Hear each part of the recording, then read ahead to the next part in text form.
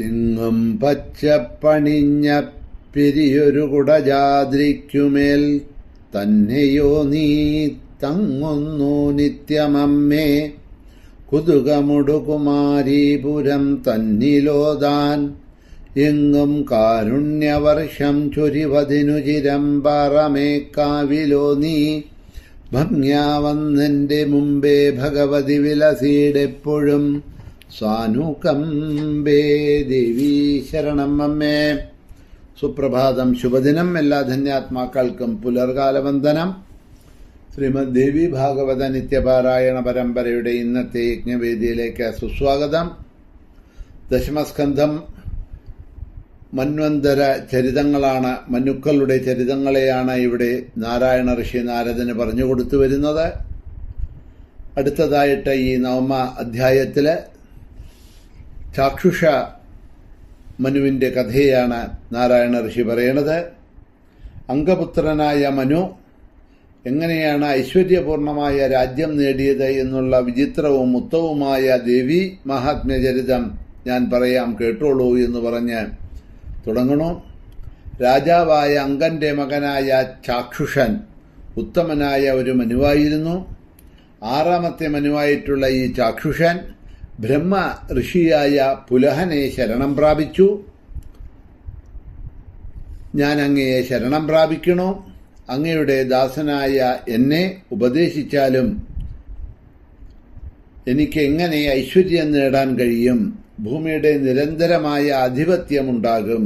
അജേയമായ ശക്തിയും ശസ്ത്ര പ്രയോഗ സാമർഥ്യവും എനിക്കെങ്ങനെയാണ് കിട്ടുക? ആയുഷ്മാന്മാരായിട്ടുള്ള പുത്രരും ദീർഘായുസ്സും എങ്ങനെ ഉണ്ടാകും? അവസാനം എനിക്കെങ്ങനെ മുക്തി ലഭിക്കും? അതിനുള്ള ഉപദേശം അവിടുന്ന് എനിക്ക് തരണമെന്ന് അദ്ദേഹം പുലഹ മഹർഷിയെ ശരണം പ്രാപിച്ചു. മുനിയുടെ അടുത്തെത്തി അദ്ദേഹം പറഞ്ഞ സമയത്ത് അദ്ദേഹം അതിന് മറുപടിയായി പറയുന്നു, ആദിപരാശക്തിയായിട്ടുള്ള ദേവിയെ ആരാധിക്കുക എന്നത് തന്നെയാണ് അങ്ങ് വിചാരിക്കുന്ന ഈ സർവാഭിഷ്ടങ്ങളും നേടാനായ ഉത്തമമായിട്ടുള്ള മാർഗം.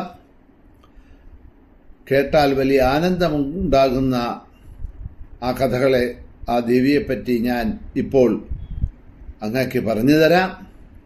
ആ ദേവിയെ അങ്ങ് ആരാധിക്കണം, അത് നിമിത്തം അങ്ങയുടെ ആഗ്രഹം സാധിക്കും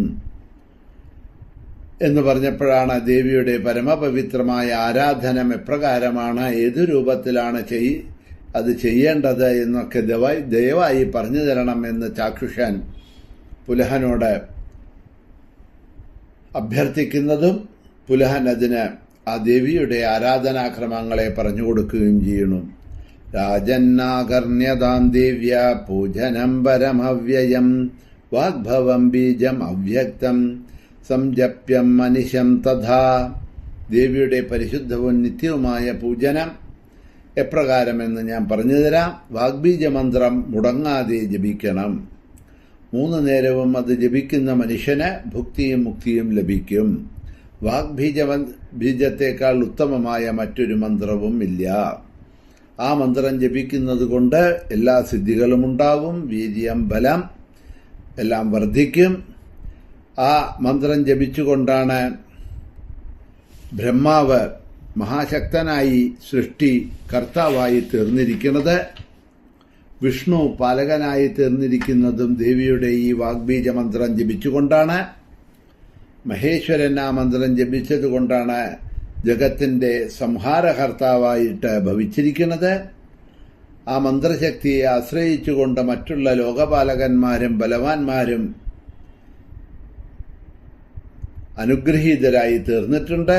അതുകൊണ്ട് അങ്ങും മഹേഷിയായിട്ടുള്ള ജഗദംബികയെ ആരാധിച്ചാൽ അധികം താമസമില്ലാതെ മഹാ ഐശ്വര്യത്തെ അങ്ങക്കും പ്രാപിക്കാം.